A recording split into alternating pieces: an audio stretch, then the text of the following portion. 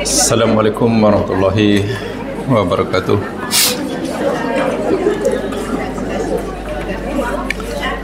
Innal hamdalillah nahmaduhu wa nasta'inuhu wa natubu ilaihi wa nastaghfiruh wa na'udzu billahi min syururi anfusina wa min sayyiati a'malina. Man yahdihillahu fala mudilla lahu wa man yudlil fala hadiya lahu.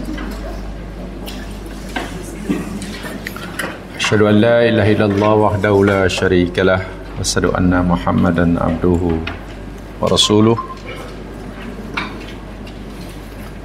Allahumma salli ala Muhammad wa ala ali Muhammad wa ala alihi wa ashabihi wa atba'ihi ila yaumil la raiba fih. Raditu billahi rabba bil islami dina bi Muhammadin nabiyya rasula. Rabbi shrah li sadri wa yassir li amri wahlul 'uqdatam min lisani yafqahu qawli. Amma ba'd.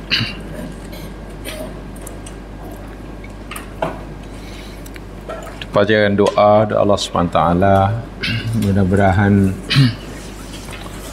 Allah sentiasa membimbing kita ke jalan yang diridainya. Amin.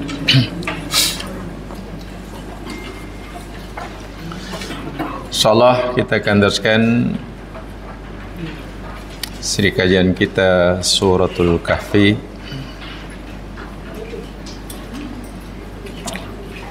Minggu lepas kita pelajari sama tentang kalimah iwaj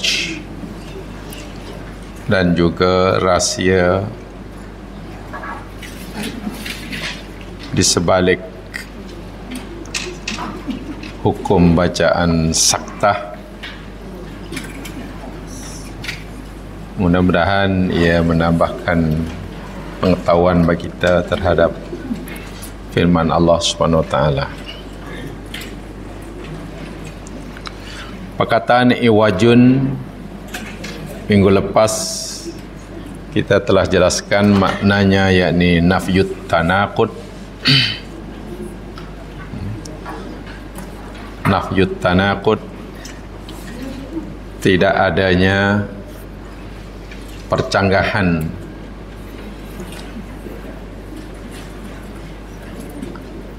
antara satu ayat dengan ayat yang lain.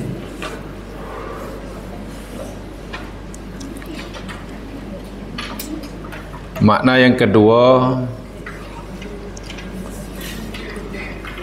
firman Allah walam yaj'al lahu iwaja, dan Allah tidak menjadikan bagi Al-Quran itu sesuatu yang bengkok. Maksudnya, anna kullama dzakarallahu minat tauhid wan nubuwah wal ahkam wat takalif fawa haqqun wa sidqun la khalala fi syai'in minhal battah. Berarti setiap apa yang Allah sebutkan di dalam Al-Quran, sama ada masalah yang berkaitan dengan tauhid, kenabian, perhabaran umat dahulu, peristiwa yang akan datang, hukum hakam, perintah larangan, maklumat-maklumat kauniyah, semuanya benar belaka. Itu makna Allah tidak jadikan pada Al-Quran itu sesuatu yang bengkok. Maknanya semua yang Allah sebutkan dalam Al-Quran, sama ada yang berkaitan dengan akidah, kenabian, kerasulan, hukum hakam, perintah larangan, maklumat-maklumat kauniyah, benar adanya, tidak ada yang silap. Sebagai contoh untuk menambahkan pengetahuan, kalau boleh saya simpulkan, makna tidak ada iwaj dalam Al-Quran ini, yakni apa yang Allah ciptakan sesuai dengan apa yang Allah firmankan, atau apa yang Allah firmankan sama dengan yang Allah ciptakan. Bila Allah kata begitu dalam Al-Quran, maka realiti dalam ciptaannya pun seperti itu. Betul lah. Itu makna tidak ada iwaj. Bermakna firmannya benar. Apa yang dia kata, itulah yang dia kota. Apa yang dia firmankan, itu yang dia ciptakan. Walaupun mungkin nampaknya sepintas lalu kita nampak macam ada sesuatu yang tidak sama antara ciptaan dan yang difirmankan. Ambillah contoh umpamanya jamaah sekalian, lihat dalam surah Asy-Syu'ara ayat 27. Ini saya ingin menambahkan penjelasan yang sekaligus penegasan terhadap apa makna firman Allah, bahwa Allah tidak menjadikan sesuatu yang iwaj dalam Al-Quran. Sebaliknya semuanya qayyim belaka, lurus belaka. Maksudnya semua yang Allah sebutkan dalam Al-Quran, sama ada berkaitan akidah ke, perintah larangan ke, hukum hakam ke, pemberitaan ke, penciptaan ke, semuanya benar adanya. Haqqun wa sidqun. Ambillah contohnya dalam surah Asy-Syu'ara ayat 27.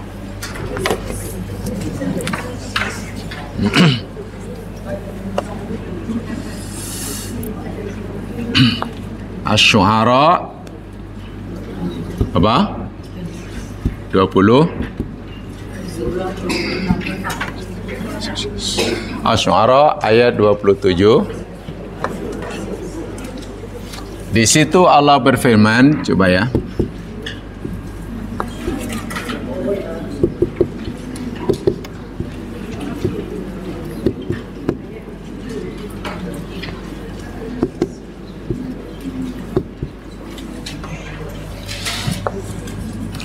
Kemudian yang kedua, coba lihat surah Ar-Rahman, supaya mudah kita menjelaskannya atau mengkaji sama. Ayat yang ke-17.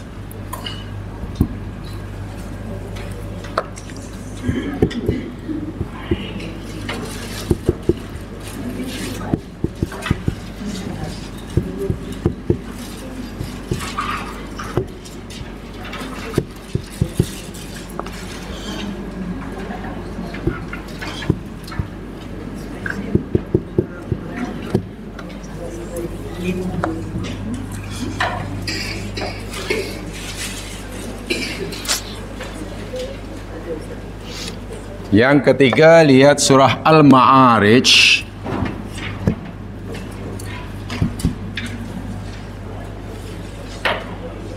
ayat yang ke-40.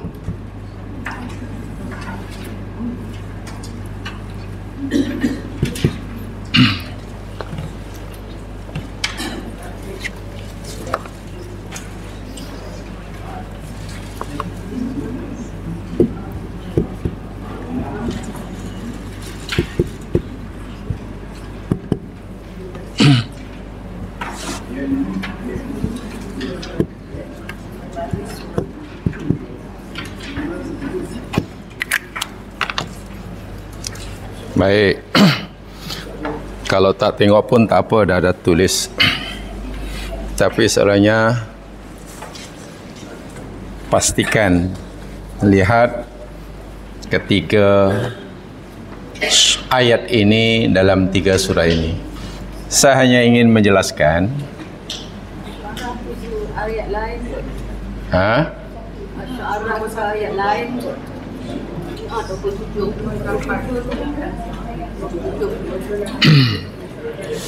Ayat lain.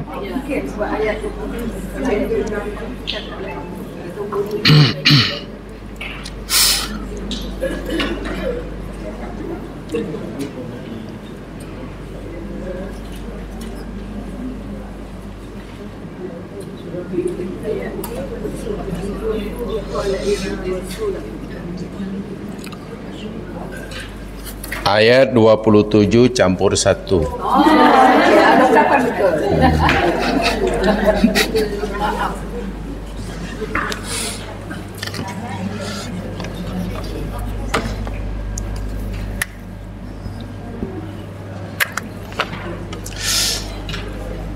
Saya ulangi, saya tegaskan apa yang ingin saya tambahkan penjelasan hari ini sebelum kita teruskan kajiannya. Kalimah walam yaj'al lahu iwaja, Allah berfirman, dan Allah tidak menjadikan sesuatu yang bengkok dalam Al-Quran. Kan? Makna yang kedua, minggu lepas kita pelajari makna pertama, tiada tanakud. Makna yang kedua yakni bahwasanya semua apa yang disebutkan dalam Al-Quran, apa sajalah, masalah akidah ke, perintah larangan ke, kenabian ke, kerasulan ke, perkhabaran umat dahulu ke, kemudian ke, maklumat tentang alam ciptaannya ke, semuanya benar adanya, haqqun wa sidqun. Sehingga apa yang Allah firmankan, begitulah apa yang Allah ciptakan. Jadi antara firman Allah dengan ciptaannya sama. Bukan Allah firman lain, cipta lain, bukan begitu. Jadi kalau Allah kata biru, ya ciptaannya biru. Begitulah maksud saya. Satu di antara makna tidak ada dalam Al-Quran ini sesuatu yang bengkok. Semuanya qayyim belaka. Baik. Dan ini sangat banyak dalam Al-Quran ya. Ini saya tunjukkan kahfinya. Nah, di sinilah kahfinya tu. Apa makna tak ada bengkok? Apa makna lurus? Nah, ini saya bicara tentang kahfinya lah. Kahfi maknanya guanya yang ada di dalam gua tu lah. Kalau lihat dari luar tak nampak. Itulah maksudnya. Ya. Jadi kahfinya tu begitu. Contoh. Satu saja, contohnya sangat banyak. Perhatikan 3 ayat ini yang ada dalam 3 surah. Yang pertamanya yakni dalam surah Asy-Syu'ara ayat 27. Allah Subhanahu wa taala berfirman, campur 1.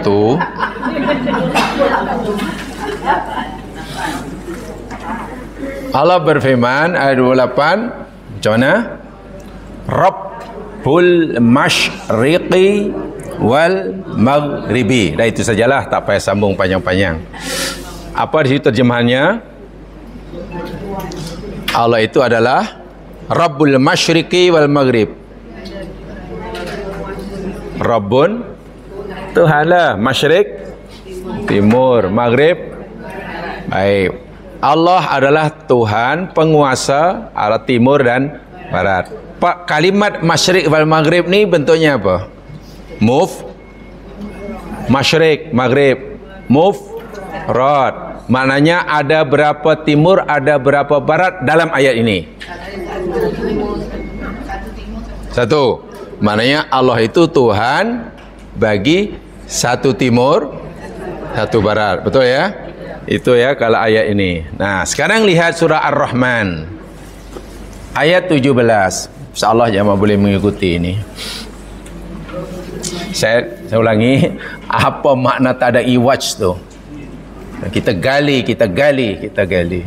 Dalam surah Ar-Rahman, ayat yang ke-17, Allah berfirman, Rabbul masyriqaini wa Rabbul maghribain. Apa terjemahannya?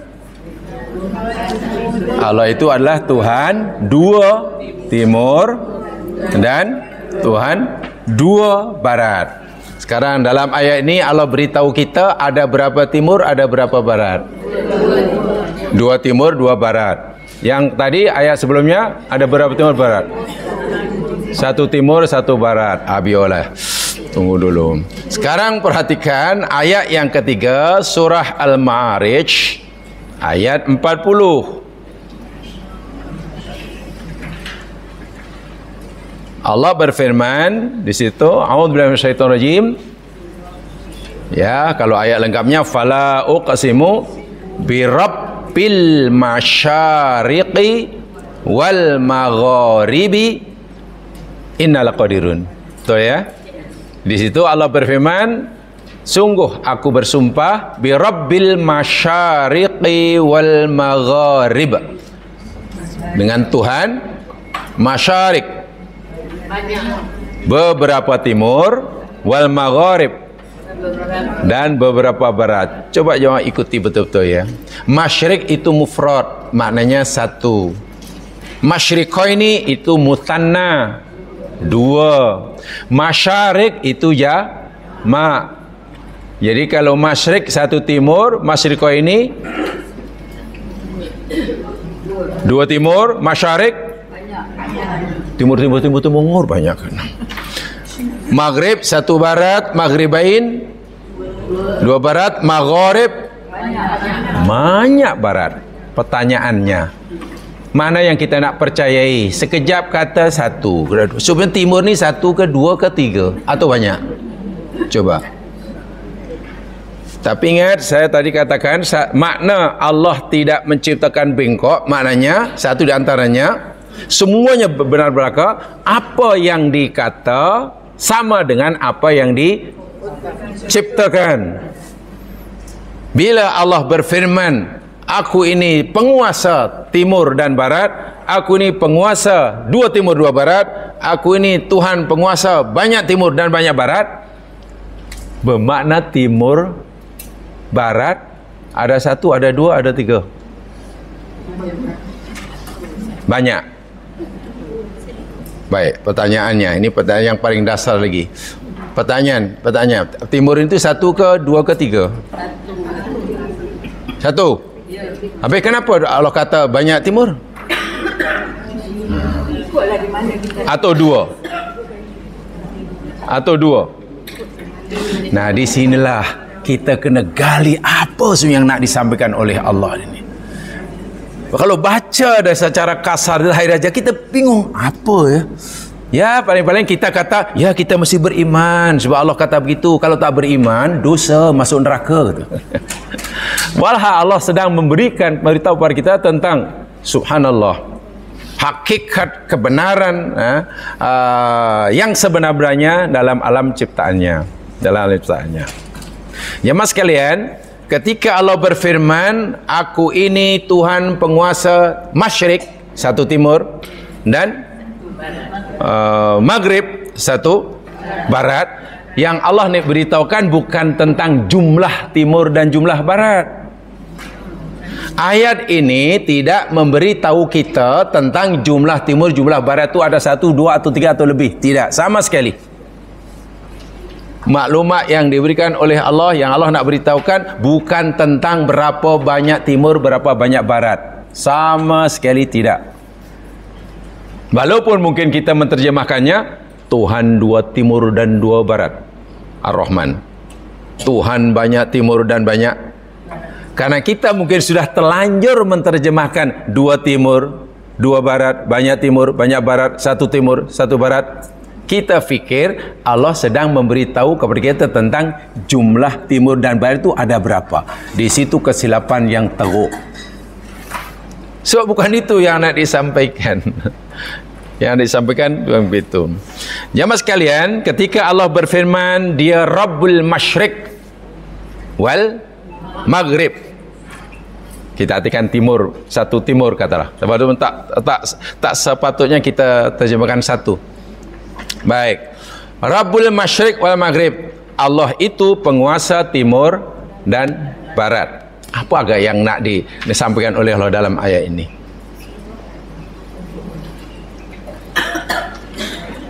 Jemaah sekalian, Sekarang mungkin bagi kita bukan benda asing kalau saya kata begini.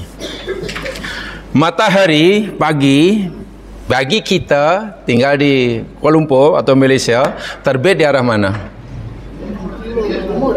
Di arah timur, betul? Matahari semasa terbit arah timur. Sebab masyrik itu maknanya tempat terbit, bukan timur. Masyrik itu makna asalnya tempat terbit atau masa terbit. Ini isim zaman dan isim makan. Tapi karena kita sudah artikan timur, jadi bingung. Masyrik ini isim zaman atau isim makan. Jadi makna masyrik daripada syaraqa terbit, isim zaman maknanya masa terbit dan tempat terbit. Maghrib masa terbenam dan tempat terbenam, betul. Siap, masa terbit dan tempat terbit itu tak semestinya berada di timur. Coba jamaah melancong ke Antartika sana. Cobalah sesekali makan angin ke Antartik. Tapi pada bulan-bulan ketika matahari kelihatan, jangan pergi sana matahari tak nampak 3 bulan, tak nampak. Dan tengok ketika matahari terbit muncul dan terbenam, apakah di arah timur kita atau barat kita? Tidak, sama sekali tidak. Orang Antartik melihat matahari terbit dan terbenam di arah utara. Orang Artik melihat matahari terbit dan terbenam di arah selatan. Tak pernah timur barat. Ada di sana aja. Itu je. So, itu masyrik dan maghrib sebenarnya bukan merujuk kepada arah, tapi merujuk kepada masa terbit atau masa terbenam. Satu. Keduanya, ketika matahari kita sedang terbit di pagi hari terbit kan? Percayakah kita, yakinkah kita bahawa matahari sebenarnya sedang terbenam di tempat yang lain? Tolong fikir dulu, matahari kita terbit pagi hari pada masa yang sama di tempat yang sama itu juga, di tempat matahari terbit itu dia sedang terbenam di tempat lain. Tempat itu di mana agaknya? Tepatnya di mana? Ya, maknanya mesti di tempat yang berbeza 180 degree dari Kuala Lumpur. Ya, non sanalah di benua Amerika. Tepatnya di kampung apa saya tak tahu. Jadi kalau jamaah katalah punya besan di Amerika sana, manalah tu ada besan di kampung pula tepat betul. Kalau umpamanya buat garisan lurus lah, kita tebuk daripada rumah kita tembus di rumah dia. Wow, nah. Masa matahari terbit di timur pagi hari, coba telefon dia. Di situ macam apa tu? Macam mana? Oh, matahari sedang terbenam lah. Iya ke? Di sini terbit. Maknanya berlakunya matahari terbit sama masanya dan sama tempatnya dengan matahari yang sama sedang terbenam. Faham di situ? Ini menunjukkan apa nih agaknya? Hah? Menunjukkan yang bumi itu bulat dan berpusing. Pasti bumi itu bulat. Okey, ini menunjukkan bulatnya bumi. Nih, yang pertama ini menunjukkan memberi maklumat bahawa bumi bulat. Allah tak, kalau kita nak cari dalam Al-Quran, wal bumi bulatun, tak jumpa. Tapi jangan dikira Quran tidak memberi tahu kepada kita tentang bentuk bumi. Gitulah. Jadi kita masuk ke dalamnya, Contoh, kalau bumi katalah kita anggap begini, datar macam ini. Mungkinkah matahari di sini terbit, sini terbenam? Tidak mungkin. Tempat itu, matahari yang pada masa yang pada satu ketika terbit dan pada masa yang sama sedang terbenam, bentuk bumi mesti begini. Bagi orang yang tinggal di sini, matahari sedang ini matahari sedang kalau kita duduk sini, terbit kan? Katalah matahari ke sinilah pusingannya gini. Oh, terbalik. Sebab pusingan bumi, pusingan alam semesta, semua benda alam di alam semesta ini semua berpusing. Tidak ada yang diam. Dan pusingnya semuanya mengiri, tidak yang ke kanan. Kecuali jam tangan jamaah itu aja. Itu pun karena kita yang buat. Semua benda langit, mulai pada yang paling besar di luar sana, namanya alam semua benda ciptaan Allah yang ada di luar kita namanya alam dan semua ciptaan Allah yang ada dalam diri kita namanya alam ya, itulah. Kan sudah dipelajari dalam fusilat dahulu. Alam yang ada di luar kita namanya alam afaq. Yang ada di dalam diri kita namanya alam anfus. Yang di luar namanya mikrokosmos, kosmik. Yang di dalam namanya mikrokosmik. Nah, semua benda itu berpusing. Bumi pusing, matahari pusing, langit pusing. Hatta, kata pakar-pakarnya lah, atom yang dianggap paling kecil. Atom kan paling kecil. Yang situ daripada 3 unsur kan. Dalam atom ada neutron, ada proton, ada elektron. Itu pun berpusing dan pusingannya mengiri semuanya. Mengini semuanya. Tidak ada yang menganan. Yang menganan itu yang murtad lah. Semuanya pusing. Bumi kita pusing daripada ini kanan kiri. Macam pusingan orang tawaf itulah. Mulai pada yang ada di alam mikro sana, mikrokosmik, hinggalah yang ada dalam diri kita. Nah, jadi kalau bumi berpusing ke sini jamaah sekalian, sini. Oh, jadi terbaliklah. Mataharinya di sini ya. Sini matahari. Matahari kita yang sedang terbit. Sedang terbit. Karena pusing ke sini, ini terbit bagi kita yang tinggal di sini. Betul? Agar matahari yang sama yang kita lihat sedang terbit di tempat ini, bagi kawan kita yang tinggal di sini, matahari sedang apa? Oh, sorry. Kita di sini terbalik pula. Kita di sini, ya, matahari mana sedang terbit. Bagi kita yang ada, bagi kawan kita yang di sini, matahari sedang apa? Terbenam. Maknanya masa terbit dan masa terbenam matahari itu masanya sama atau tidak? Masa sama atau tidak? Sama. Tempatnya sama tidak? Sama tidak? Sama. Tapi dibagi orang yang berbeza tempat. Ada yang kata, ini belajar tafsir atau belajar matahari katanya. Lah inilah tafsir Al-Quran. Inilah kafinya. Matahari di sana kan bagi kita kan, terbit kan. Oh, agak-agak besan kita yang ada di bawah sana melihat matahari sedang terbenam atau terbit? Terbenam. Tempat terbenamnya matahari bagi dia, masa terbenam matahari bagi dia sama atau tidak dengan tempat terbit matahari kita? Sama, sejibi sama. Itu yang Allah kata, aku ini Tuhan masyrik dan maghrib. Berlakunya masyrik dan berlakunya maghrib ini serentak.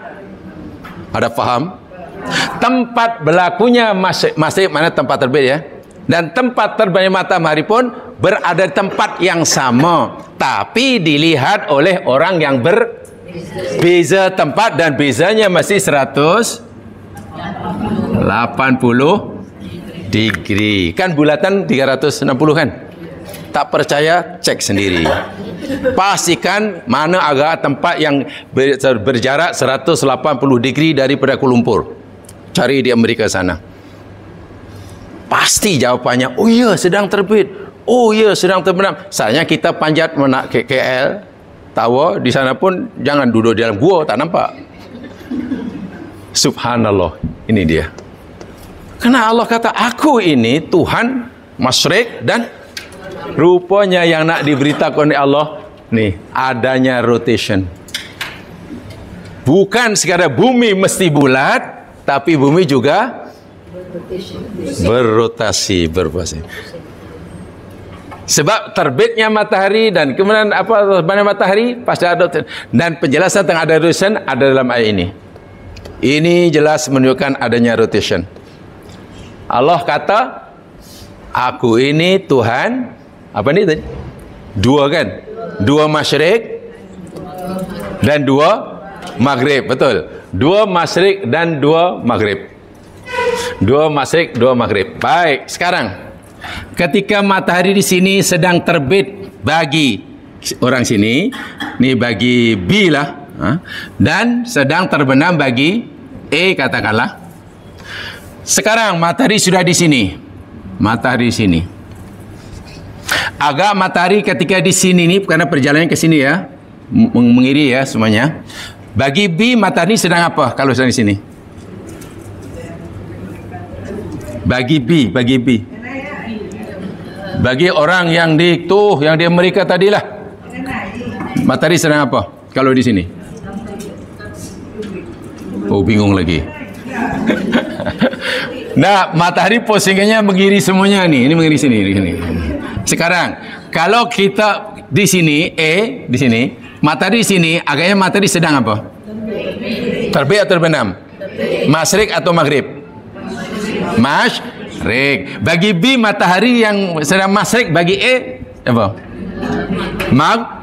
Matahari terbenam. Matahari terbenam bagi B, betul? Tapi matahari yang sama terbit bagi A. Matahari sedang terbenam bagi A di sini. Matahari yang sama sedang terbit bagi B, betul? Jadi kalau itu berapa masyrik, berapa maghrib kalau itu? Dua. Ini boleh dikatakan masyrik bagi B, ini boleh dikatakan maghrib bagi A. Sekarang yang ini boleh dikatakan maghrib bagi B, dan ini boleh katakan masyrik bagi, kalau itu ada berapa masyrik, berapa maghrib? Dua maghrib, dua masyrik. Ini menunjukkan bahwa bumi itu berpusing. Ini jelas menunjukkan adanya rotation. Tapi kalau kita nak cari dalam ayat Al-Quran, innal bumiya rotationun, tak jumpa. Gitulah. Begitulah dalamnya kalimat Al-Quran. Pertama menunjukkan ada rotation, dan bulat tu sudah pasti. Tidak mungkin benda yang sama, yang satu dia lihat sedang terbit tapi pada tempat lain sedang terbenam. Tengok, sudah ada, kita sudah dapat maklumat yang ada dalam kafinya. Maklumat yang ada dalam kafinya, yakni oh, Allah nak beritahu kita bahawa bentuk bumi itu bulat, dan bumi rupanya bukan diam saja.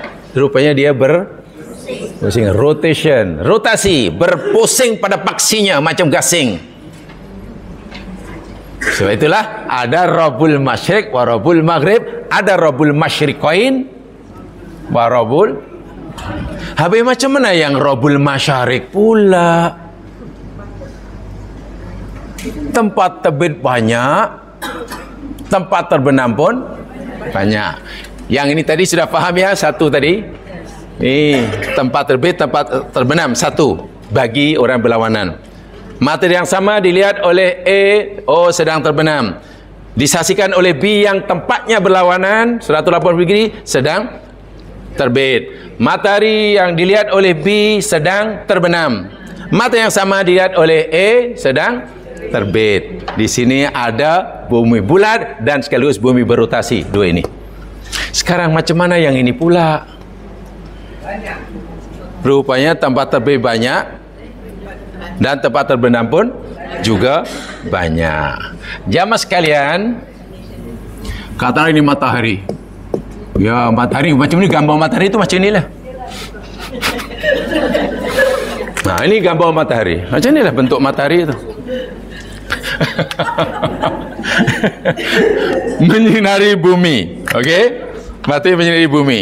Jamaah sekalian, rupa-rupanya rupa-rupanya bumi yang mengelilingi matahari, dia bukan sekadar berrotation, kan? Bukan sekadar berrotasi, tapi juga bergerak mengelilingi matahari. Satu pusingan 365 hari, 1 tahun. Satu pusingan rotasi 24 jam, 1 hari. Jadi bukan sekadar berpusing pada paksinya, tapi juga mengelilingi matahari. Selama 12 bulan 365 hari, satu pusingan, pusing lagi. Nah, dalam perjalanan matahari mengelilingi, perjalanan bumi mengelilingi matahari, apa namanya itu ya? Pergerakan bumi mengelilingi matahari, apa namanya? Tadi kalau pergerakan bumi dalam paksinya disebut rotasi, kan? Rotation. Kalau perjalanan bumi mengelilingi matahari disebut revolusi. Namanya revolution. Ketika bumi mengelilingi matahari menambah revolusi, ini rupanya jalannya tidak tetap, dia sengit, menyengit. Contohnya ginilah. Oh, tak ada benda bulat ya. Tak apalah. Contohnya ini sajalah. Ini apa ni? Meletup tidak ni? Hang takut meletup bom ke? Jadi contohnya begini. Bumi, katalah ini khatulistiwa, dibagi dua menjadi khatulistiwa apa? Khatulistiwa yakni barisan yang membagi dua ya, dua selatan dan utara sama apa ni? Inilah ekuator inilah, sama betul lah. Kita tahu tak jam sekarang bahwa bumi lima matahari bukan di sini khatulistiwa, sini matahari gini aja, tidak. Dia sengit, pusing ni. Jadi zigzag, lenggang-lenggok. Itu sekejap kadang-kadang matahari nampak di sebelah utara kita, kadang nampak di sebelah selatan. 2 kali dalam 1 tahun matahari betul-betul ada di khatulistiwa kita. Kita tak pernah merasa karena kita bukan tinggal di khatulistiwa. Kalau zaman nak rasa, dan saya ada pengalaman pergi ke Pontianak. Yang paling dekat dengan kita Pontianak. Lebih tepatnya lagi di Pontianak itu ada Tugu. Namanya Tugu Khatulistiwa. Tugu Ekuator, dibina oleh Belanda pada zaman Belanda dahulu, tahun 1928. 1 tahun jemaah sekalian, 1 tahun 2 kali matahari betul kalau kerana ini Tugu, betul-betul matahari ini berada di apa? Di atas tu, sehingga Tugu tadi tidak punya shadow, tidak ada bayang, tidak ada bayangan, bayang-bayang tak ada. Karena betul-betul matahari berada di titik zenith dia. 1 tahun 2 kali, dan panasnya luar biasa. Kita tak pernah merasa karena kita di utara khatulistiwa. Sekarang anda bayangkan jika bumi katalah berpusingnya tidak sengit, tidak mengiring, hanya khatulistiwa aja. Apa agak-agak? Khatulistiwa sentiasa berada, matahari sentiasa di atas khatulistiwa sepanjang masa. Apa yang berlaku? Bumi tidak layak dihuni, semua kolu, ya, semua mati.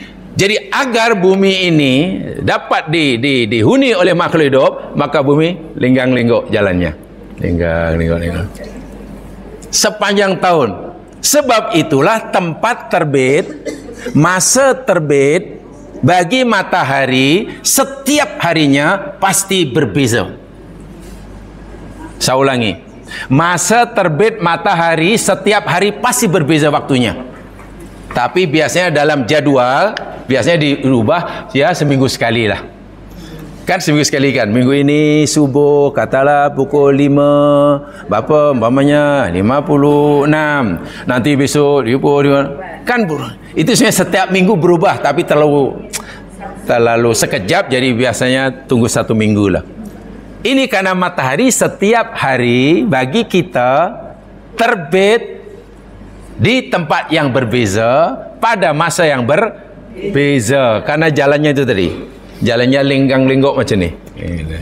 Sehingga jumlah tempat terbit, jumlah masa terbit 1 ke 2? Banyak. Setiap hari matahari terbenam di tempat yang berbeza pada masa yang berbeza. Ini bermakna tempat terbenam jumlahnya tak terkira. Sebab itu kalau kita lihat, subhanallah, bila hujung macam ni hujung tahun kan, macam ni hujung tahun. Jadi matahari berada di sebelah mana area khatulistiwa? Sebelah selatan atau utara ekuator sekarang ini hujung tahun ni sebelah selatan. Maka negara-negara yang berada di utara khatulistiwa musim salji, ramai orang melancong nak minum air, nak makan ais tak payah jauh, takkan nak minum salji nak makan ais. Ya, yang ada negara di selatan khatulistiwa sama panas. Dan itu tiap tahun bertukar, bukan setiap tahun ya, bahkan setiap hari. Sehingga karena matahari berjalannya zigzag, linggang-linggok, macam penghuninya, jalannya linggang-linggok. Macam tu. Ini baru diketahui abad kita ini aja jemaah sekalian. Quran sudah cerita 1400 tahun yang lalu. Bayangkan.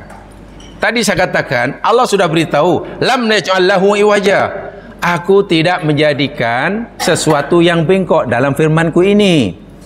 Maknanya semuanya lurus belaka. Apa maksudnya? Semua apa yang aku katakan, ibaratnya begitulah Allah berfirman. Semua yang aku katakan, yang aku ceritakan, yang aku beritakan, yang itu dalam semua aspek kehidupan, daripada akidah hingga perintah, larangan ataupun penciptaan, benar adanya. Hakun benar, sidkun benar. Bahasa mudahnya, apa yang aku katakan sama dengan apa yang aku firmankan, apa yang aku ciptakan. Jadi tidak ada perbezaannya. Itu mesti digali, baru kita nanti tahu. Masya Allah, rupanya Quran telah memberi maklumat 14 abad lebih yang lalu, tapi baru diketahui hari ini. Sehingga Al-Quran ini sebenarnya kitab yang melampaui zamannya. Orang dahulu memang Allah belum beri maklumat seperti itu, sehingga mereka yakin gitu saja. Tapi nampaknya ya aneh lah kalau zaman sekarang ketika Allah sudah memberi kemudahan, kita masih memahami ayat seperti ini. Seperti mana orang yang mungkin abad ke-5 memahaminya. Ya, bagi saya pelik ya. Orang dulu tidak salah karena Allah belum berikan ilmu tentang kauniyah seperti yang sekarang. Generasi kita 100-200 tahun lagi pasti punya maklumat lebih canggih daripada yang kita alami sekarang. Itu janji Allah dalam Al-Quran surah Anbiya tu. Surah Fussilat kalau salah. Masya Allah tu sangat-sangat luar biasa. Sangat luar biasa. Jadi sebenarnya yang ada kahfinya sebenarnya bukan dalam surah Al-Kahfi. Dalam Kahfi memanglah penuh kahfi. Penuh kahfi. Itu dalam masalah penciptaan, termasuklah dalam masalah ketetapan hukum hakamnya. Tak ada yang bengkok, tak ada yang silap, semua benar belaka. Ingat jamaah sekalian, dahulu pernah ada satu suara sumbang, tak tahulah tahun bila dahulu, ketika Allah memberitahu kita dalam Al-Quran, bila ada orang tua meninggal, hartanya akan waris ya, akan difaroidkan kepada ahli wariskan, ahli warisnya. Dan Quran tetapkan anak lelaki dapat berapa? 2 kali ganda anak perempuan. Mana anak perempuan dapat 1, lelaki dapat 2 kan? Itu Quran yang kata tu. Tapi pernah dahulu, saya lupa, ada suara agak sumbang-sumbang. Itu zaman Nabi, perempuan semua jadi suri rumah, tak berpeluh-peluh. Laki semua yang bekerja. Memang patutlah kalau laki dapat 2, perempuan dapat 1. Zaman sekarang perempuan banyak lebih berjaya daripada laki. Lagi pula arwah ayah ni semasa sakit, anak perempuannya yang jaga. Anak laki tak nampak batang hidung. Senang-senang bila menagih, dia dapat 2 je. Ini tidak adil katanya. Allahu Akbar. Itu sumbang suara itu ya mas sekalian. Tapi Quran kata begitu. Iyalah, itu Quran itu dulu, untuk dulu, orang dahulu, bukan orang sekarang. So mana Quran ini berlaku hanya bersifat sementara lah. Ayalah. Hanya sesuai orang dahulu. Tengok, coba dikaji surah apa namanya, suruh belajar surah Al-Kahfi. Kami tidak jadikan dalam Quran itu yang bengkok, semuanya betul. Itu ada hikmahnya kenapa perempuan dibagi dapat satu, laki dapat. Nampaknya macam takci kan? Takci tu. Lagi pula anak perempuan tu yang jaga orang tuanya masa sakit. Anak lelaki tak nampak batang hidung. Datang ketika orang tua dah meninggal. Itu pun tengok, meninggal. Patutlah, tak apa, 500 tua pun. Tak kira apa. Jamaah sekalian, coba kita renungkan sedikit sahaja. Anak perempuan dapat satu. Ya. Dapat satu. Anak lelaki dapat 2. Okeylah, bahasa mudahnya anak perempuan dapat 10,000. Mana anak lakinya? 20,000. Begitu kan? Okay. 1 tahun kemudian, setelah itu pembagian pusaka itu, anak perempuan kahwin. Itu ya, kahwin. Bila kahwin, dia berhak mendapatkan kahwin, dapat hantaran. Hantarannya 10,000. Sekarang berapa simpanan anak perempuan? 20,000. Anak lakinya pun kahwin juga. Bukan dapat mas kahwin, tapi kahwin. Yang dia kan 10,000. Tinggal berapa? 10. Dahlah para anak perempuan sekarang dah punya 20,000, tidak punya kewajiban apa-apa untuk menyara sesiapa. Sementara anak lelaki tinggal 10,000, kena cari pula, berkewajiban menyara. Coba jemaah pilih jadi laki atau perempuan. Karena fikirnya hanya wadimahnya. Allahu Akbar. Dan tidak, jemaah sekalian, termasuk perkara yang sangat detail Allah jelaskan dalam Al-Quran, hatta angka-angka yang paling kecil sekalipun, jadi masalah faraid, masalah warisan. Angka yang paling, ya 1/8, 1/6, 3. Itu kan apa ya? Hitungan matematik yang boleh katakan paling detail. Sedangkan masyarakat Arab waktu itu, Nabi katakan, nahnu qaumun la naqra wa la yaktub. Kami ni kaum yang ummi, tak pandai baca, tak pandai tulis. Bahkan kita Nabi menjelaskan tentang jumlah bulan pun, asyahru wa kadza hakadza wa hakadza, wa syahru hakadza wa hakadza wa hakadza.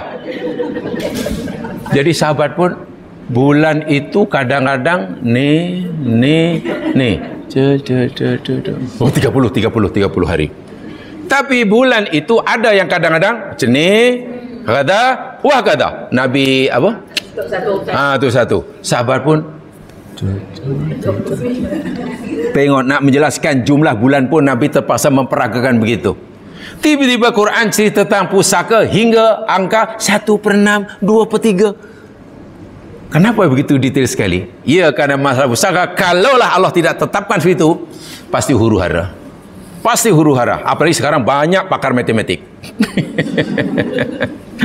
Banyak pakar matematik, banyak pakar ekonomi, ya pasti gaduh lah. Tapi karena Quran sudah kan, tidak, ini mesti dapat separuh, ini mesti dapat 1/3, ini, ya kita tak ada pilihan. Jadi ayat itu jangan kita anggap hanya berlaku pada zaman dahulu. Hikmahnya sangat luar biasa.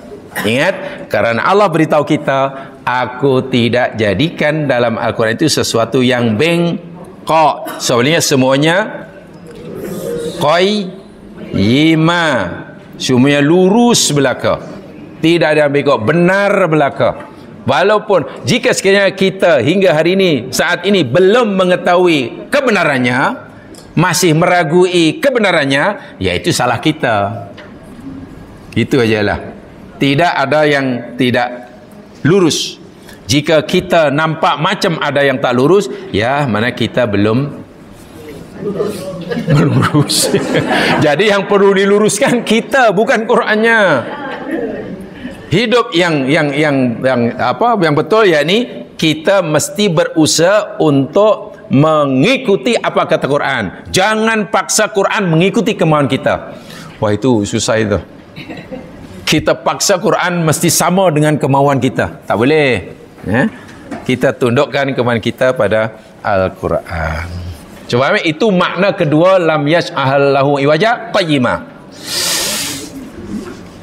Kenapa Allah jadikan Quran itu qayyim dan tidak ada yang iwaj?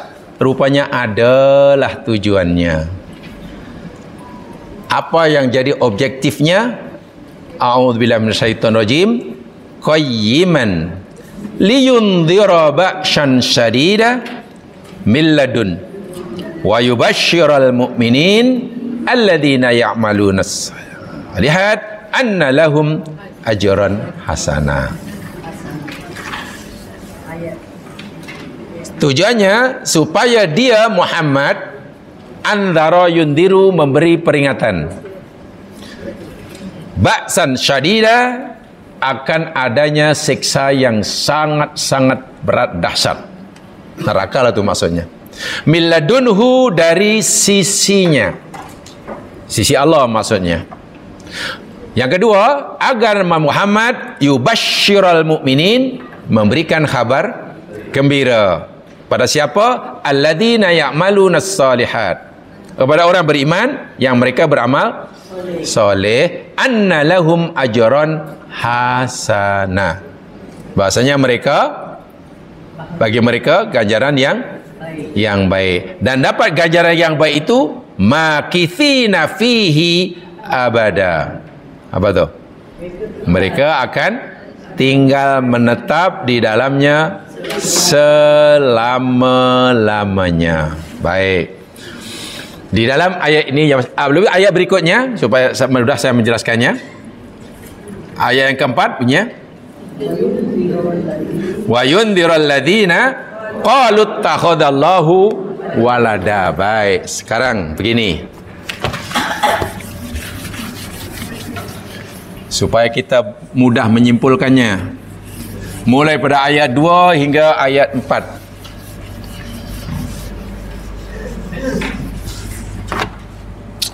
Ayat 2, yang kedua, Allah memberitahu kita bahawa tujuan Quran diturunkan, yakni untuk apa tu? Quran diturunkan liyundhira ba'san syadida. Berarti tujuan untuk apa? Indhar. Apa indhar? Memberi peringatan. Yang kedua apa itu? Untuk memberi peringatan. Dan yang kedua tabsyirun.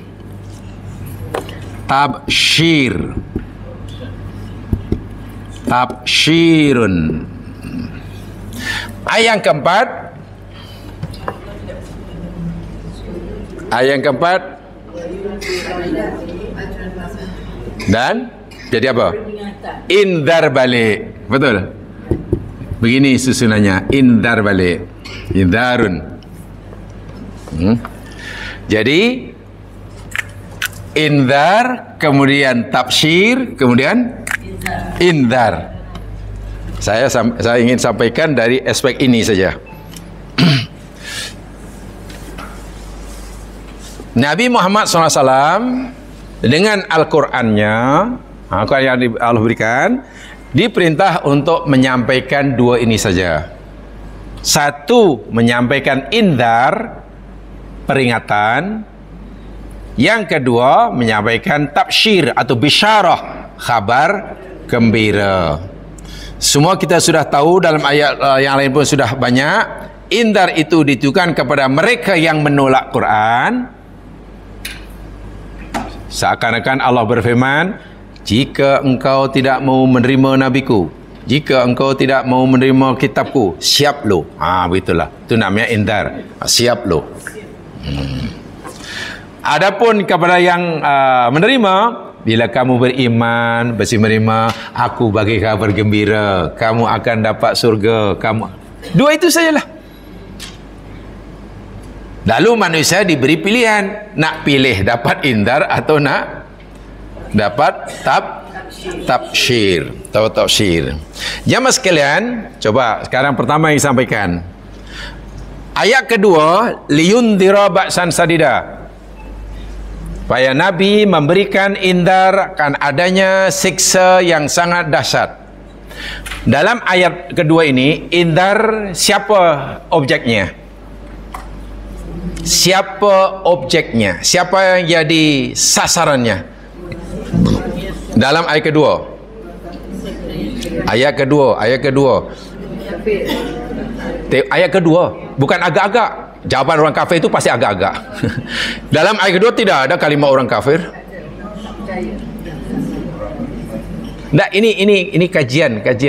Jangan yalah Indar mesti orang kafir, bukan itu. Dalam ayat kedua, siapa objeknya yang jadi objek sasar diberikan Indar? Ayat 2. Tidak ada atau mahzuf, itu jawabannya secara ilmiah. Kan tidak ada. Lah cemana tak? Nah, ini penting. Kena jamaskan. Saya nak sampaikan kafinya. Baik, indar itu kan memberi peringatan kan? Maknanya mesti ada orang yang diberikan. Pertanyaannya dalam ayat 2, siapa orang yang diberi peringatan? Tidak ada atau mahzuf, maknanya mahzuf. Jadi dia punya maf'ul bihnya, maf'ul bih, manzurnya yakni mahzufun. Mahzufun itu tidak ada lah maf'ul bih. Maf'ul bihnya tidak ada. Ya. Sekarang dalam ayat kedua ada tafsir. Dan supaya Nabi memberikan kabar gembira. Siapa orang yang diberi kabar gembira dalam ayat kedua? Siapa? Mahdzuf atau tidak? Tidak. Siapa dia? Orang yang yang ini ada mukmin. Ada disebut di situ. Sekarang ayat yang keempat, cerita indar lagi. Siapa yang diberi inzar dalam ayat keempat? Ada tak? Objeknya ada tak? Nabi suruh beri peringatan akan ada siksa lah tuan-tuan. Siapa yang diberi peringatan tu? Ayat keempat? Ada tak ada? Ada. Tak ada? Semua setuju ada? Ada. Kalau itu siapa ada tu?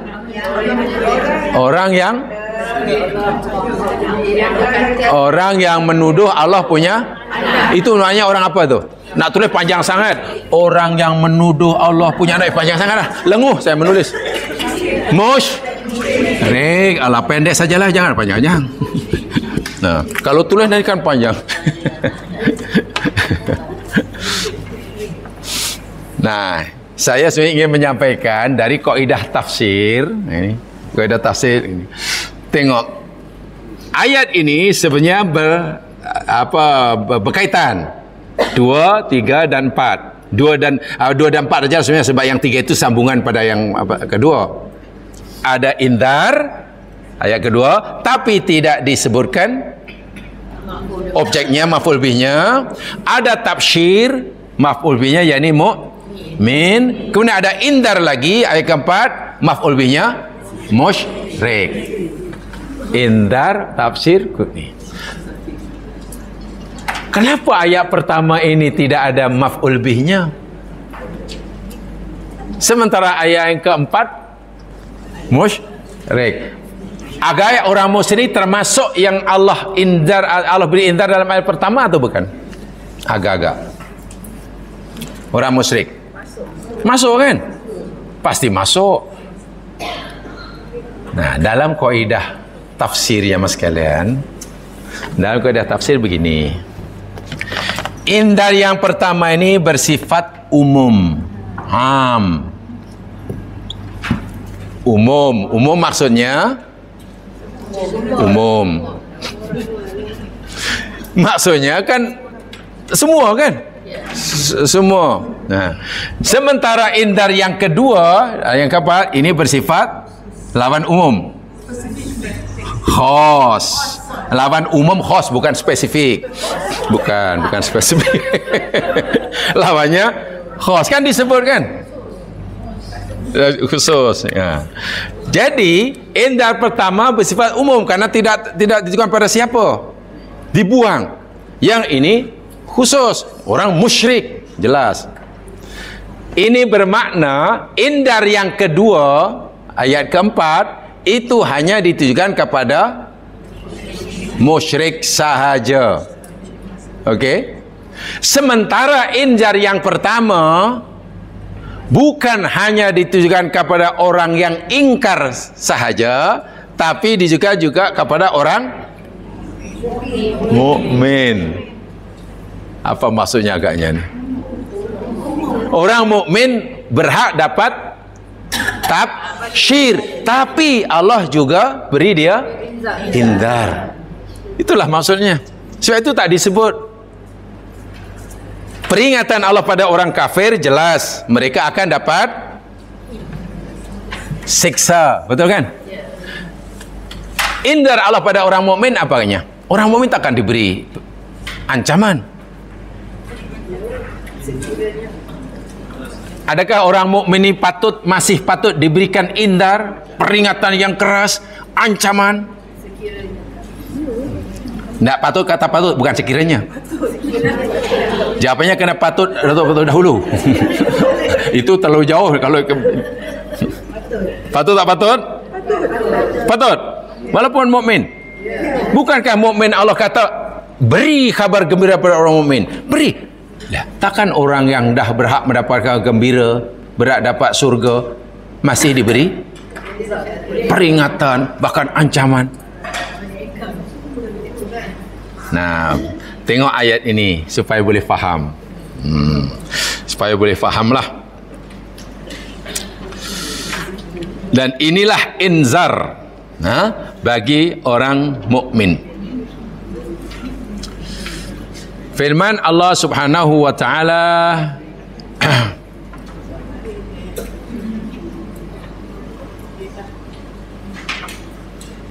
di dalam surah Az-Zumar,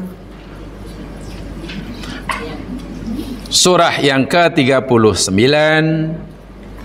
ayat yang ke-65.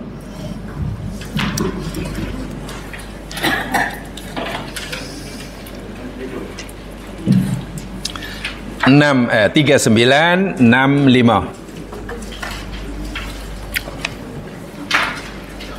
A'udzu billahi minasy syaithanir rajim. Wa laqad uhiya ilaika wa ilal ladzina min qablik la in asyrakta la yahbatanna 'amaluk walatakunanna minal khasirin. Walaqad, dan demi sesungguhnya, uhiya, telah diwahyukan, ilaika, kepada engkau wahai Muhammad, wa ilal ladina, dan kepada orang-orang yang maksudnya nabi-nabi, rasul-rasul, min qablika, sebelum engkau. Setiap nabi, termasuk Nabi Muhammad dan nabi sebelum Nabi Muhammad, Allah telah wahyukan kepada mereka. Apa isi wahyu itu? La in asyrakta la yahbatanna amaluk. Apa artinya? Demi jika engkau syirik, sungguh pasti, niscaya akan hapus, terpadam, terbatal seluruh amalmu. Dan sungguh pasti engkau akan menjadi baik. Agak wahyu yang Allah berikan pada Muhammad dan juga pada para nabi dalam ayat ini indar atau tafsir ni? Nah, ini ayat indar atau tafsir? Kabar gembira atau ancaman ni? Tengok, nabi pun diberi indar. Muhammad, betul engkau nabiku, engkau utusanku. Tapi, dan engkau orang yang paling banyak ibadah padaku. Tapi, jika engkau syirik kepadaku, hapus amalmu. Dan kamu akan menjadi orang yang, kalau para nabi pun diberi indar macam tu, lalu siapalah kita? Bila nabi itu syirik pun hapus amalnya, apatah lagi kita. Jadi kalau kita syirik, kalau nabi pun amalnya boleh hapus bila syirik, kalau kita yang syirik, Bukan amal yang padam, kita sendiri pun bukan padam. Inilah peringatan yang keras, sangat keras. Faham ya? Jadi ini bersifat umum, ini berlaku pagi ini semua. Orang kafir masuk, orang mukmin masuk. Nah sekarang yang indar yang ayat keempat, dengan pada siapa tadi? Indar yang keempat? Musyrik kan? Yakni orang-orang yang menuduh, yang berkeyakinan bahwa Allah punya anak. Siapa contohnya?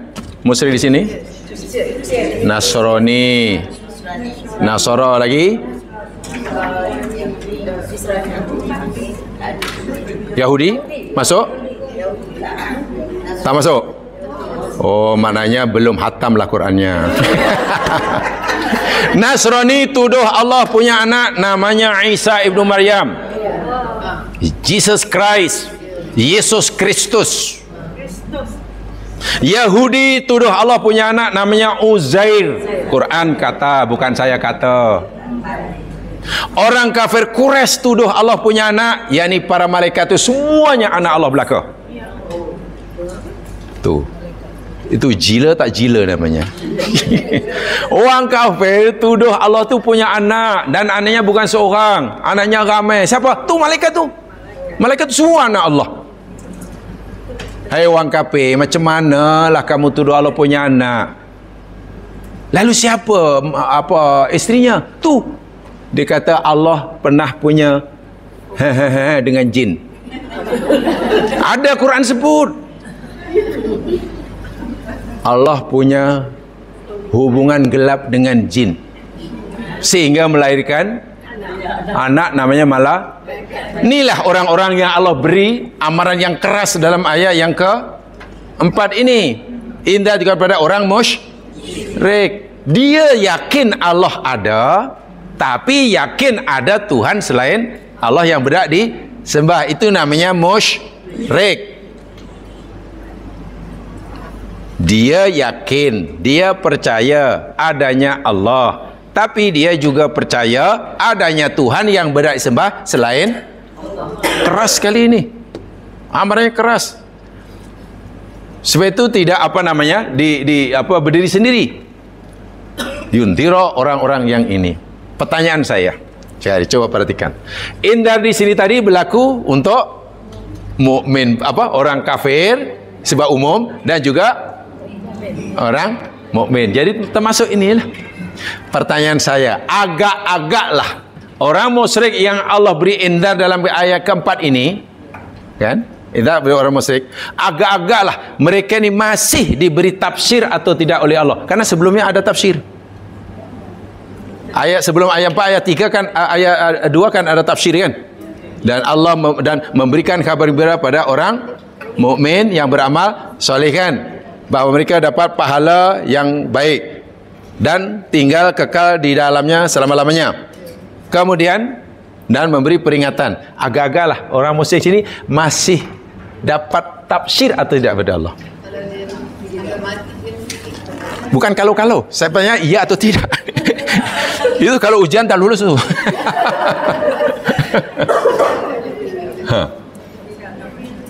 Tadi orang mukmin termasuk dapat indar atau tidak? Walaupun orang mukmin itu diberikan tafsir? Ya, tadi sudah ada ayatnya kan? Sudah tahu kan? Nah sekarang orang musyrik yang Allah beri indar sangat keras.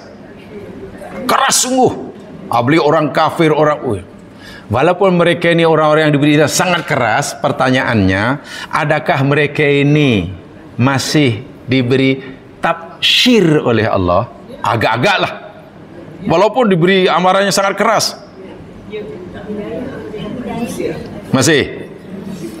Masih dapat tafsir.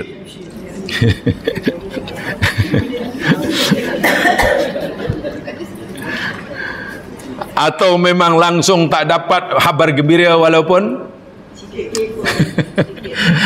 sikit. Maknanya ya teruk lah. Masih jamaah sekalian, mereka ni masih diberi kabar Gembira. Sama ada mereka nanti menerima kabar gembira atau tidak, itu cerita lain. Begitulah. Ibaratnya beginilah, ibaratnya, hai orang kafir, karena kamu kufur pada aku akan campakkan kamu dalam neraka kekal abadi. Tapi sebelum kamu mati, aku masih bagi kamu peluang untuk mendapatkan surgaku. Itu pun kalau kamu mau lah. Kalau kamu tak nak, ya itu pun. Yang jelas Allah masih memberi tafsir. Jadi tafsir yang kedua ini berlaku juga pada ini. Mana ayatnya? Satu di antaranya coba lihat dalam surah An-Nisa.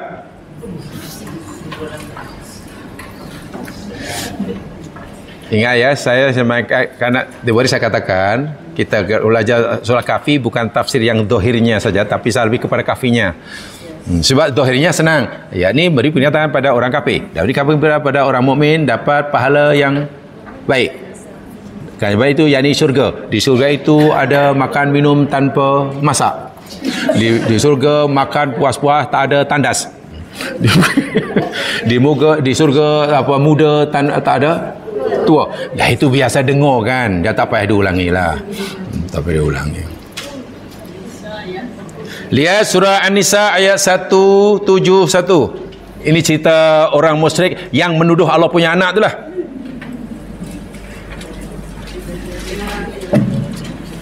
Satu, 171.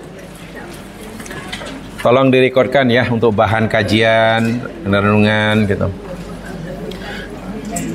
Ya ahlal kitabi, wahai ahli kitab, merujuk pada Yahudi dan Nasrani. La taghlu fi dinikum, janganlah kamu melampaui batas, melampau-lampau dalam agama kamu. Jangan. Yang kedua, larangan Allah, wala taqulu 'alallahi illal haqq. Janganlah kamu berkata, janganlah kamu menuduh atas Allah kecuali yang, jangan kamu mengatakan sesuatu tentang Allah kecuali yang benar. Kamu sudah mereka-reka kebohongan.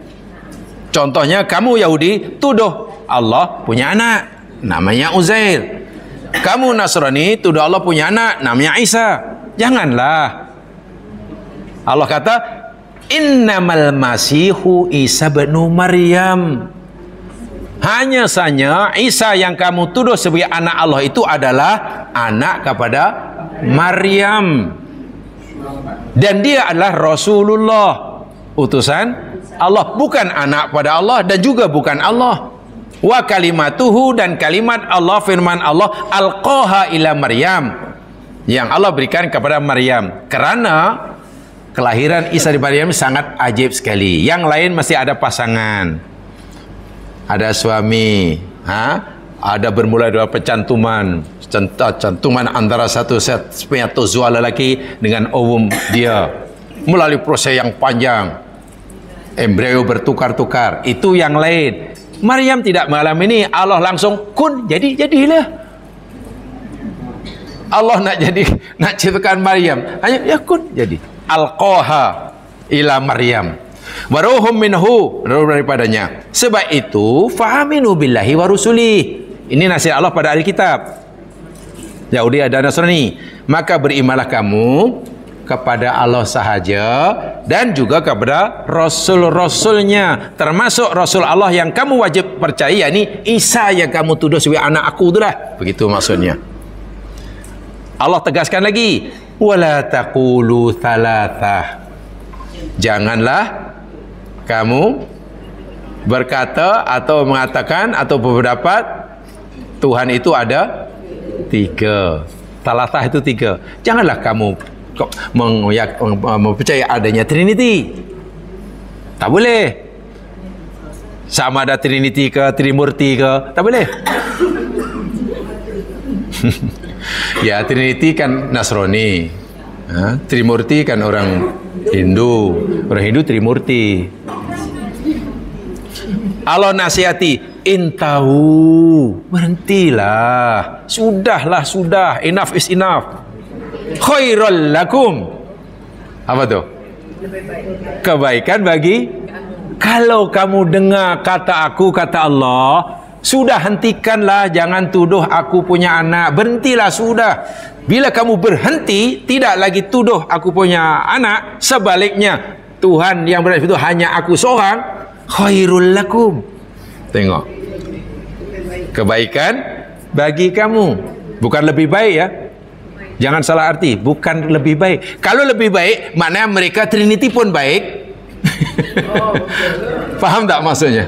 Kalau kita artikan, kalau kamu berhenti jadi Nasrani, lebih baik. Itu maknanya, kalau kamu berhenti jadi Nasrani dan jadi orang Muslim, lebih baik. Maksudnya apa? Dari Nasrani baik, jadi orang Muslim lebih? Bukan begitu. Ayat ini kebaikan bagi kamu. Maknanya bila kamu berhenti jadi Nasrani, menjadi orang Muslim, itulah kebaikan. Tapi bila kamu tetap menjadi Nasrani, itu keburukan. Jadi daripada lebih baik dikurangi. Baik saja. Apalagi tidak ada min. Kalau ada min boleh. As-salatu khairun minan naum. Itu boleh lah. Salat lebih baik dari tidur boleh. Tapi kalau tak ada min, jangan artikan lebih baik. Nanti maknanya lari. Dan larinya jauh. Tengok, Allah beritahu, aku nak tawarkan kamu kebaikan. Sebab kamu ni selama ni berada dalam keburukan. Cara hidup yang kamu tempuh ini yakni neraka. Dan aku mau kamu nanti masuk surga. Saya tu hentilah. Sudahlah, sudah. Intahu. Innamallahu ilahu wahid. Hanya saja Allah itu ilahun wahid. Tuhan yang subhanahu ayyakuna lahu walad. Maha suci dia daripada mempunyai anak. Allah maha suci daripada Tuhan kamu lah. Kamu turi punya anak. Maha suci Allah. Tak mungkin. Bahkan lahu ma fis samawati wa fil ard. Baginya segala apa yang di langit dan apa yang di bumi. Wa kafa billahi wakila. Dan memadailah bagi Allah sebagai wakil. Jadi ayat ini akhirnya ditujukan pada ahli kitab ni, ayat yang berisikan indar atau tafsir. Ayat ini indar atau tafsir, atau ada indarnya dan ada tafsirnya. Ya ada dua-duanya lah kan. Mula-mula diberikan peringatan, ya, tapi peringatan itu rupa-rupanya Allah ini dengan tafsir. Kan disuruh berhenti. Mungkin mereka kata, ya Allah, kalau kami berhenti apa macamnya? Ya kalau kamu berhenti, nanti aku beri kamu surga. Sekarang terpulang pada kamu, nak berhenti atau nak terus? Bukankah itu tafsir? Jadi Allah ini sebenarnya sangat sayang. Ini semasa hidup di dunia, di akhirat tak ada lagi lah. Di akhirat namanya tempat balasan, tak ada lagi indar tafsir. Di akhirat tinggal menerima aja apa yang ditempah. Apa yang ditempah, apa namanya ni di akhirat. Baik, contoh yang lain katalah orang yang lebih menurut kita ya mas sekalian, siapa yang manusia yang paling jahat ya dalam sejarah manusia?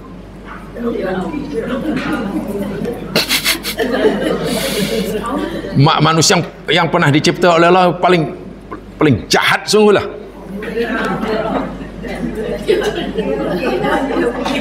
Fir'aun, Abu Jahal. Manusia. Yahudi, ya manusia, seorang aja lah. Yahudi banyak, Yahudi yang baik mah. Ada Yahudi yang punya hati perut, ada. Manusia, seekor aja, seekor.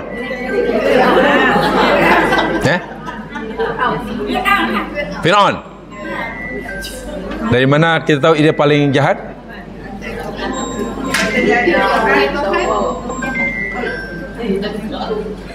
Sebab kan sekurangnya yang lain tadi dia mengakui adanya Tuhan kan, kemudian menyekutukannya. Si Fir'aun bukan sekadar tidak percaya adanya Tuhan, bahkan ia mendakwa. Itu apa namanya dia? Kalau orang tidak percaya Allah, namanya kapyo. Kapyak.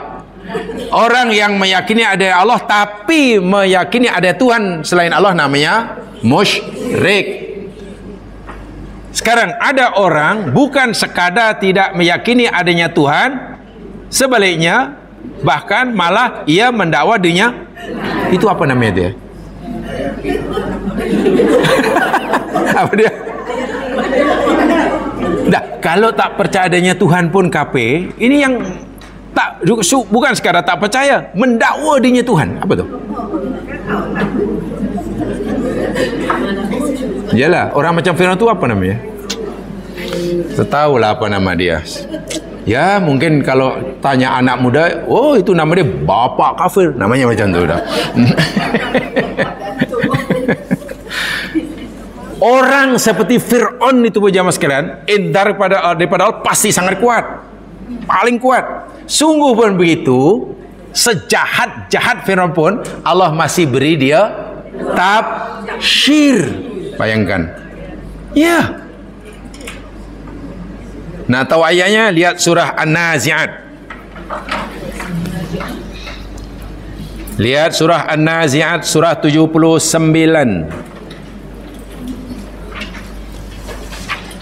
Mula ayat 17. Nah, supaya faham betul ni rangkaian ayat ni, apa yang ada di sebalik uslubnya. Ayat 17, mula ayat 17. Surah 79 An-Nazi'at wan-nazi'ati gharqa wan-nashitati nashta. Ini cerita malaikat yang mencabut nyawa ini. Allah berfirman kepada Nabi Musa. Firman Allah, "Idhhab ila fir'auna innahu tagha." Pergilah engkau Musa kepada Fir'aun, temui dia. Innahu tagha, sungguhnya Fir'aun itu tagha, orang yang telah melampaui batas. Taghutlah. Disuruh apa Musa jumpa Fir'aun itu? Apa? Nak menghadiri jemputan majlis ke? Masya Allah. Rupanya ini. Fakul. Bila nanti engkau dah jumpa Fir'aun, Musa, katakan. Kul, katakan. Kepada Fir'aun maksudnya, halaka ila antazakka. Kenapa pakai suara yang lembut? Sebab Allah suruh bercakap lembut. Dalam ayat yang ini, faqulal waqulalahu qawlan layyina, dalam surah Thaha, katakan pada Fir'aun dengan perkataan yang lemah lembut. Jadi karena ini perintah Allah pada Nabi Musa, supaya Musa berkata pada Fir'aun, jadi dengan lemah lembut, bacanya jangan kuat-kuat, jangan jangan kena baca halaka ila antazaka. Itu mana orang yang betul menghayati lah. Allah suruh Nabi Musa jumpa Fir'aun, mereka ada dengan qaulan layyina. Apa tu? Perkataan lemah. Takkan kita mengatakan firman Allah yang Allah suruh Musa dengan kuat. Itu tak menghayati Quran. Kena perlahan sikit. Halaka ila antazaka. Apa artinya? Adakah engkau, bagi engkau keinginan untuk membersihkan diri? Jadi mungkin Fir'aun, Musa kata katanya, untuk panggil manja Fir'aun lah, aku diutus oleh Allah Tuhan kita untuk nasihati engkau lah, paduka tuanku Fir'aun, ada tak agak-agak tuanku punya keinginan untuk membersihkan diri, untuk jadi orang baik, untuk jadi kan Masya Allah, itu tafsir itu, dan itu daripada orang yang sejahat Fir'aun. Wa ahdiyaka ila rabbika fatakhsha. Kalaulah engkau Fir'aun ada keinginan untuk jadi orang baik, membersihkan hati, ahdiyaka, aku bolehlah tunjukkan kamu, aku bolehlah ajar kamu macam mana nak menunjukkan diri. menunjukkan jalan ila rabbika, kepada Tuhanmu. Fatahsya, supaya engkau takut. Baik, ayat yang Allah suruh sampaikan kepada Allah sampaikan kepada Musa untuk sampai kepada Fir'aun ini indar ataupun tafsir ini? Tafsir atau indar nih? Tafsir. Ya. Hatta orang sejahat Fir'aun pun masih ingat ya, tapi ini di dunia ya Mas Kan ya. Di dunia, bukan di akhirat nanti. Nah, sekarang saya boleh simpulkan. Susunan ini susunan sangat luar biasa. Indar, tafsir, indar. Kenapa lah kan sepatutnya hanya indar dan tafsir itu aja lah, sudah. Tafsir untuk orang mukmin, indar untuk orang kafir. Kan senang nak faham. Tapi rupanya tidak. Islam tidak begitu. Indar diberikan kepada orang kafir jelaslah lebih kuat. Bebannya itu kan pada orang mukmin. Tafsir ditujukan pada orang mukmin lebih kuat daripada tafsir yang diberikan pada orang. Tetapi kesemuanya tetap saya dapat indar dan tafsir selama hidup di dunia ya. Ini berlaku di dunia. Kesimpulannya sekarang saya simpulkan ya Mas kalian. Seakan-akan Allah berfirman kepada orang mukmin di sini, wahai orang mukmin, orang yang banyak ibadahnya, yang banyak ketaatannya, yang aku janjikan kamu surga bila kamu terus taat. Ingat, selagi ajal belum menjemputmu, jaminan surga bagimu belum ada. Selagi ajal belum menjemput, jaminan surga belum ada, walaupun pada orang yang mukmin. Faham maksudnya? Kerana ramai orang yang umur muda baik, umur dewasa baik, Masya Allah 1 bulan sebelum matinya murtad gamaknya. Banyak kan orang yang su'ul khotimah. Quran cerita apa? Apa kurang alimnya seorang bernama Bal'am bin Ba'ura pada zaman Nabi Musa. Alim, wara, ibadahnya luar biasa, doanya makbul, tapi matinya su'ul khotimah. Lidah terjuluk, malaikul maut mencabut nyawanya.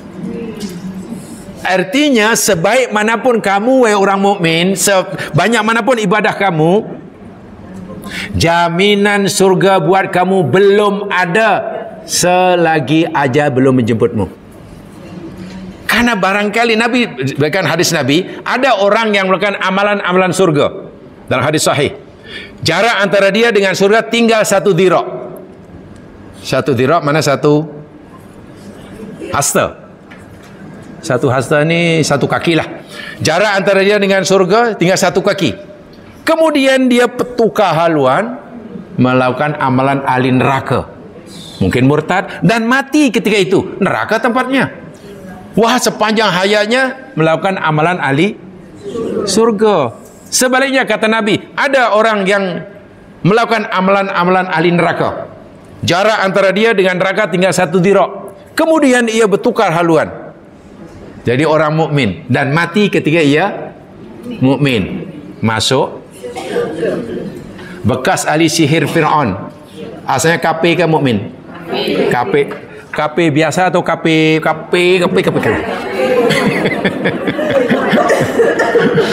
Kemudian menerima ajaran Nabi Musa, betul? Setelah menerima ajaran Musa, dia diancam oleh Fir'aun. Jika tak menikah akan dikerat-kerat tangan dan kakinya.